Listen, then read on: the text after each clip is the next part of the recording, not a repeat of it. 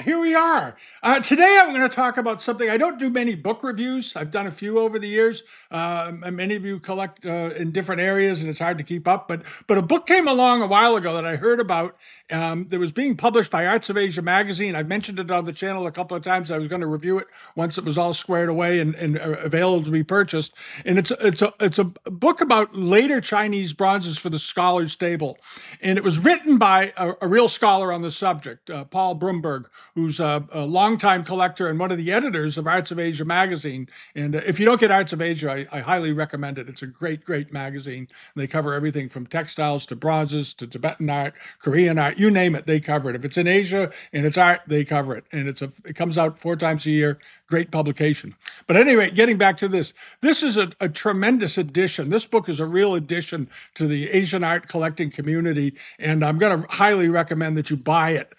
There are not many books published on later Chinese bronzes from the Song, Yuan, Ming, and Qing dynasty. They just don't do that many. Rose Kerr did one, as I'll mention in the video you're about to see, but but not many. There's just a handful of them out there. When they come out, they get bought up very, very rapidly, and I would urge you to buy it. If you're a serious collector and you want something very, very nice to add to your library that you'll use over and over and over again, you'll dog-ear the book, I would recommend getting it. I got my copy a couple of months ago because I was communicating with Paul about something else, and he mentioned he was publishing a book, and I said, "Oh, I'd love to get it. When's it coming out?" And he said, "I'll send you a copy." And he sent me sort of an advanced copy, and I went through it and I wrote him back, and I said, "This book is great. Lots of good illustrations, lots of good information, a very nice introduction to the book written by Rose Kerr, who had written a book herself on later Chinese bronzes some years ago, 30 years ago or so. And but it's an area that doesn't get a lot of attention, and it deserves it. And for some reason, they haven't published anywhere near the volumes of book they've published on other arts, paintings, jades, porcelains, and so forth. And it covers an enormous span of history from the Song to the Qing dynasty. And it's beautifully written. It's very well illustrated. I'm going to go through the book with you in a minute. And there's a link below here where you can order the book.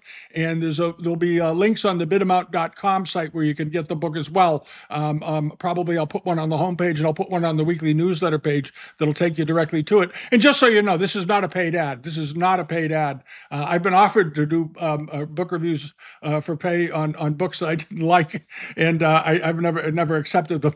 But this is a really good book, and if you want to build your library and you're serious about collecting, this is it's going to become a must-have book, especially if you're interested in this area of Chinese art. So watch the video, and if you decide to get it, bravo, do buy it. All right, thanks for watching. All right, bye-bye. So here we are. This is the book, and it's the collection of Paul Bromberg, who was one of the editors at Arts of Asia magazine. Arts of Asia published the book, and it's a very well done volume. And I believe that if you're buying a book for an art reference library, art reference collection, the more precise, the more focused the book is on a specific area of interest, the more valuable it is in the long run. Generalized books on, Chinese art, the history of Chinese art, it's all interesting, but it's not terribly educational on the finer points. And this kind of book really gets into the finer points. It's got about over 160 illustrations in it. The photographs are really quite excellent, I have to say. It's very well laid out. The introduction is written by Rose Kerr.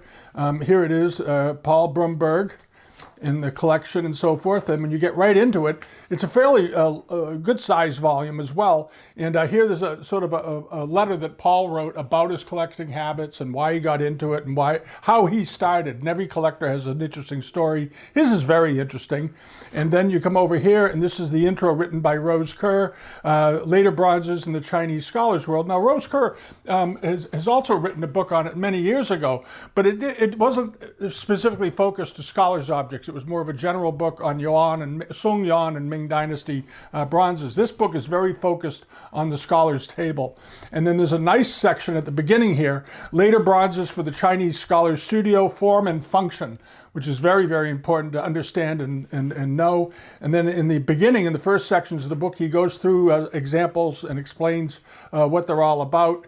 And that goes on for a ways. And then after you read all of this, there's a lot of good information. There's some great information talking about brush rests and water pots and vases and statues and so forth, paperweights, scroll weights, and whatnot. And there are a lot of examples. He has quite an extraordinary collection, and goes right on through. And then you have the catalog, and then the catalog goes on with full page, half or 2/3 of a page of illustration for each item, and nicely written explanations at the top, and then the item, and in many cases he's got the provenance, where they were bought, and have they been published previously. Many of his pieces have been published previously in Arts of Asia and other articles they've done, and it goes on for quite a ways. It's an excellent book, and it's printed on nice heavy stock. The quality of the paper is quite good, I have to say. And lots of very interesting examples. And what's fun about this book is you're going to see forms and examples you've not seen before.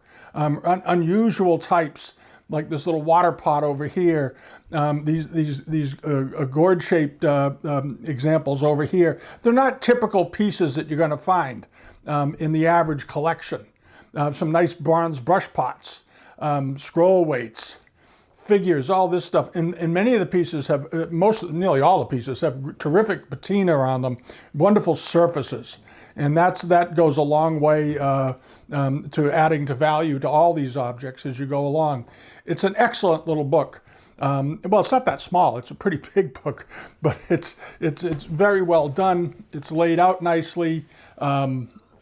It's very readable. Paul is an excellent writer as a magazine editor. He knows how to write, so the sentences all flow together very, very nicely.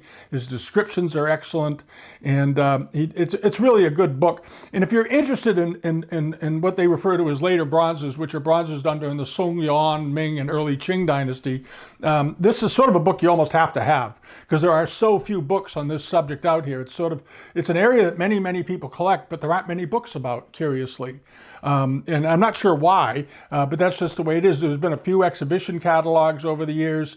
There's been a couple of auctions at the major auction houses focusing on these types of bronzes, but not many. And most of those, they don't have a lot of information in them. They just describe the date and say what it is. But in this book, he goes into a lot of detail about what things are, why they are, how they were formed, what their importance was, the era that they became, most used in, and so forth. So it's a really terrific thing. And if you're interested in scholars' objects in general, this is a great addition, because the scholars' objects, of course, come in many different materials, porcelain, stone, and jades, and so forth.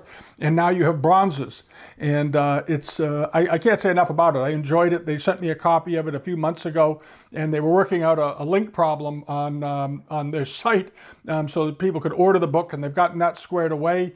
And down in the description below here, there's a link to the website, and we're going to be posting a link to be able to buy it over on bitamount.com on our website. It'll be on the homepage, and we'll probably put it on the newsletter page, which gets a lot of traffic each week, and I want people to be able to find it easily. It is a very good addition to any library of Chinese antique collectors, but especially if you're interested in Chinese bronzes of these periods. It's really, really a terrific volume.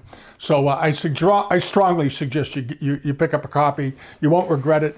And these kinds of books, they don't do second editions. It's important to realize most art reference books are only published once, and they do a run of so many thousand copies, and when they're gone, they're gone. And that's why the prices go up so much. Once they've sold out, they've sold out, because the reprinting them and doing second editions can run into sort of a lot of extra expense, and maybe they don't sell that many. So they run it once, they print them, they sell them, and then when they're gone, they're gone. And not very often do you find books after they've gone once they're out of stock on the originals.